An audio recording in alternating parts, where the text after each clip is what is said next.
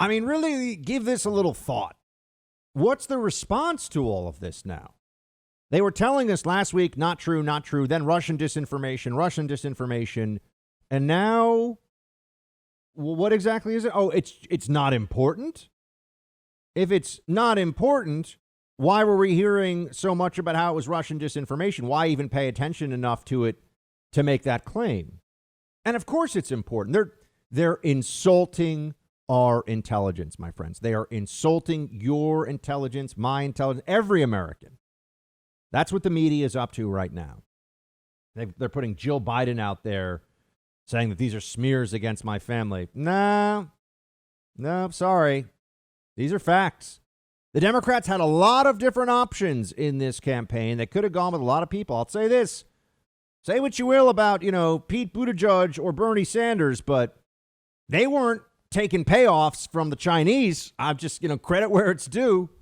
The Democrats had a lot of options. Even Elizabeth Warren, for all of her flaws, not taking payoffs from foreign governments selling influence, doing other shady stuff, I'm sure, but Democrats brought this on themselves. They wanted to run a head fake, fraudulent candidate with big name recognition tied to Obama that they could pretend was a moderate, and they thought they could just ram him, just like they were going to ram Hillary Clinton down everybody's throats, and they wanted to ram John Kerry down everybody's throats. They thought they were going to pull it off. And look, they still might. Don't get me wrong.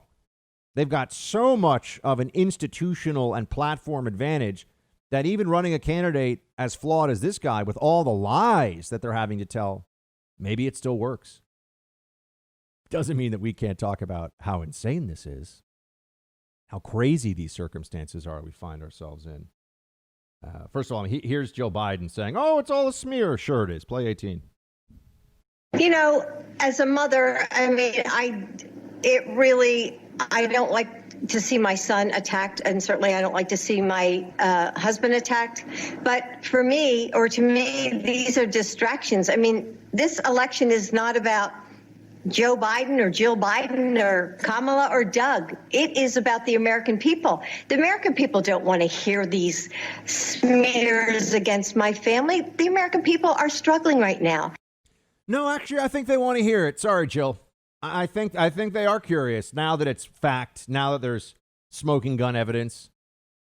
I think that we've been told for 4 years that Donald Trump is a man of lacking in character, and his family has made all this money in shady ways, and, Trump Tower Moscow, and some guy whose name I can't even pronounce from one of the stands, and the Miss Universe pageant, and all the stuff we've heard about this. Now, all of a sudden, none of that counts for Joe Biden? This guy's been in public life his whole life, and somehow he's very, very, very rich. A lot of Democrats for whom that's the case. Well, looks like they may have to pay the piper now, so to speak. At least the Bidens might. The only justice is going to come, just so you understand this, at the ballot box.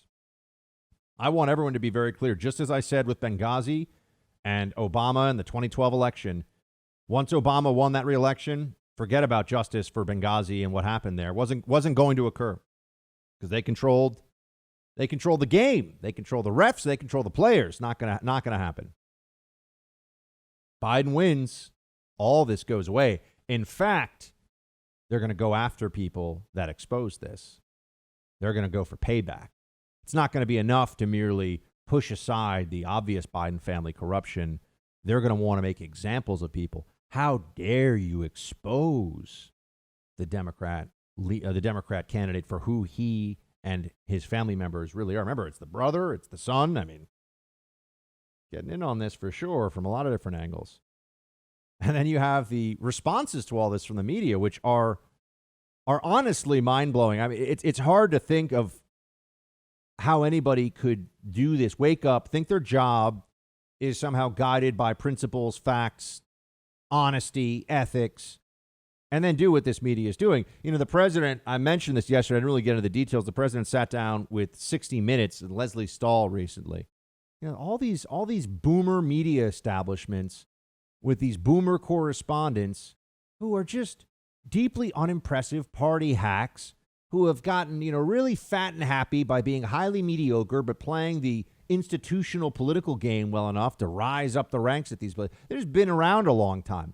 Time to retire, Leslie Stahl. We've had enough. She's not the only one. There's a ton of them. And whether you're talking about, Dan Rather or Larry King or these guys, they never want to give it up.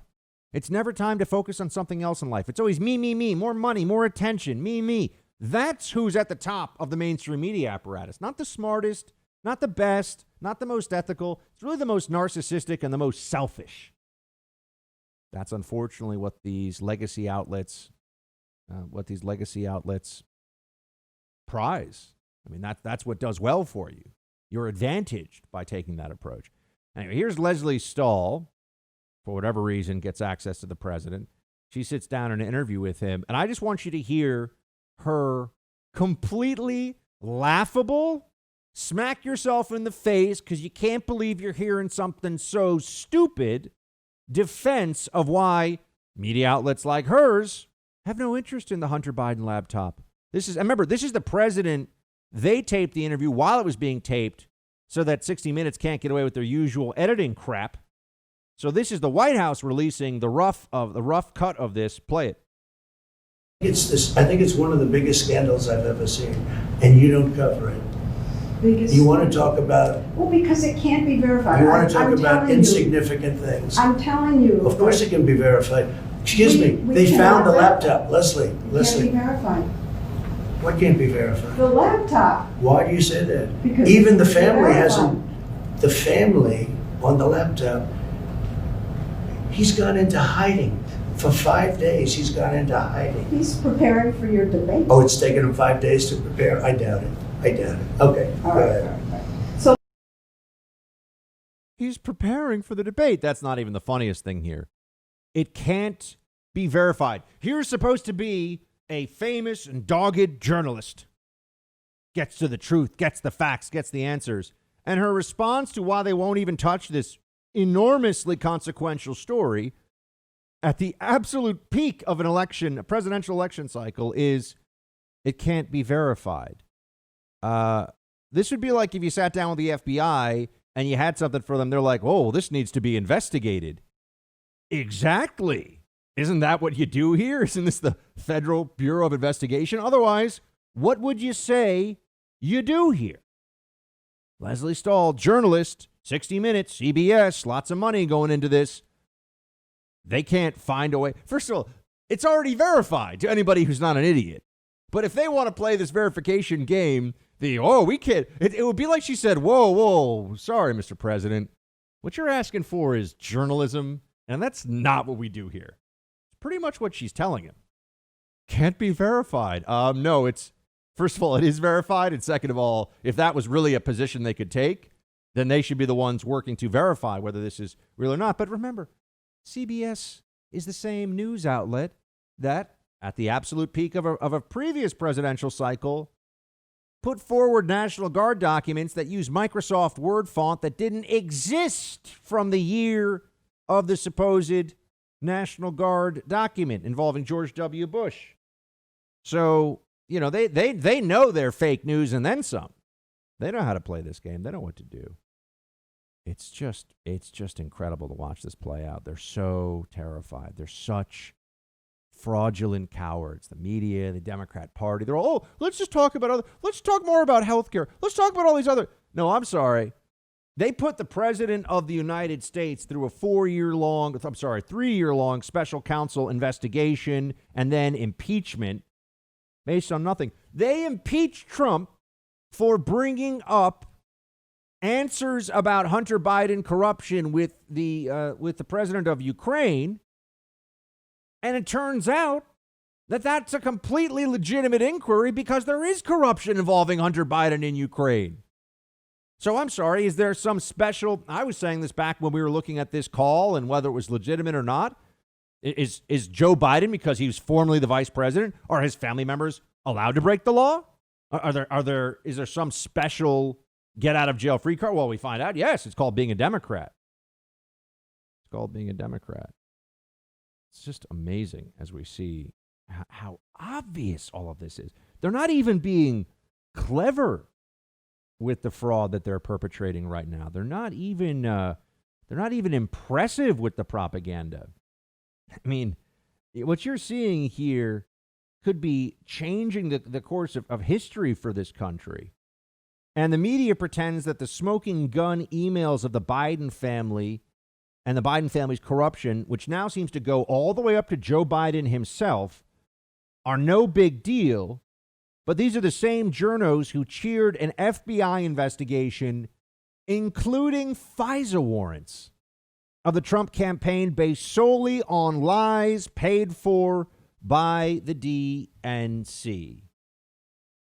Not only did the media run with the stories that were all lies, all just fabrications and nonsense about how Carter Page and George Papadopoulos were Russian agents, part of a conspiracy to steal the election. Not only did the media run with that in its, as though it were gospel, the FBI, Obama's DOJ, used that stuff as the basis for an actual criminal investigation and used FISA warrants and used national security letters and used the most intrusive tools of the federal apparatus to spy on people. And now we're going to forget all of that. We're going to pretend that they're not playing the game as dirty as they possibly can. I don't think so. It's amazing, friends. Oh, now what's the latest? Oh, but Trump has a bank account in China. I'm hearing this one. This is what you're being told now. Oh my gosh, but there's a bank account. I mean, okay, what's in the bank account? How much money? They seem to think that normal intelligent people can't figure out that if you're worth $1 billion and you got a bank account somewhere worth $100,000, nobody cares. Doesn't mean anything. It's like finding a $20 bill in your back pocket of pants you haven't worn in a while. Oh, he's got a foreign bank account. Well, how much is in this bank account? What were they doing with this bank? But anything to get us talking about something else, something other than this issue. And it's just so fitting, too, because, Trump is the one who's been willing to show that China is a problem for the United States. Our elites, and it goes all the way across politics, really bipartisan consensus, the think tanks in D.C., they've done nothing but not just apologize. They've done apologias for China. They'll defend Chinese trade practices and policies because, they're just trying to catch up. The wealthier they get, the more liberal they'll get. Don't worry. And we realize, are you getting wealthier too? Democrat and Republican lobbyists and think tankers and politicians, are you getting wealthier while China gets wealthier? Turns out, yeah. It looks like that is the answer. But don't worry, Obama showed up just in time to make jokes about how there's a Trump Chinese bank account. Play 20. We know that he continues to do business with China because he's got a secret Chinese bank account. How is that possible? How is that possible? A secret Chinese bank account. Listen, can you imagine if I had a secret Chinese bank account when I was running for re-election? You think Fox News might have been a little concerned about that? They would have called me Beijing Barry.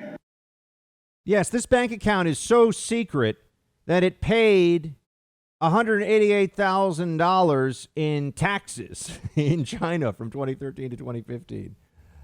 What do we really think is in here?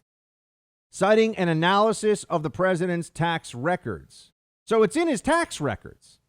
So in what way exactly is the bank account secret? I'm just wondering. Right. This is a total smokescreen. Smokescreen. Desperate smokescreen from the libs. Trump's tax record showed investments of at least, here, you ready for this? $192,000 in 5 companies that pursued business interests in China, according to the New York Times. Oh my gosh, $190,000?